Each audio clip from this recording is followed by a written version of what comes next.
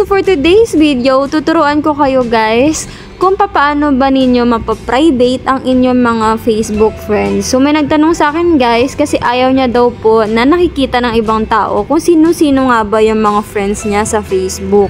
Ayan guys, so kung gusto nyo rin to, kung gusto nyo rin itago ang mga Facebook friends ninyo, ganito lang guys ang gawin ninyo. So first, pumunta ka lang guys sa iyong Facebook account. Ayan. Tapos, papakita ko muna sa inyo guys. Pindutin nyo yung profile ninyo sa gilid and i-click mo lang yung profile mo. Tapos, syempre, pag titignan ng mga tao yung friends mo sa Facebook, dito lang yan makikita sa about.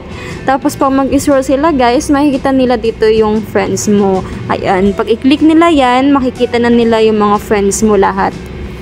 So, kung ayaw mo yan guys, makita ng ibang tao, pumunta ka lang sa settings.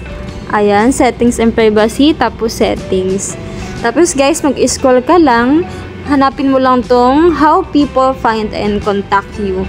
Ayan, i-click mo lang yan, tapos makikita mo na siya agad dito guys, yung who can see your friend list. Ayan, so syempre, sa akin naka-public siya, pero ang gagawin nyo guys, i-click mo lang yan, tapos pipindutin nyo po yung only me.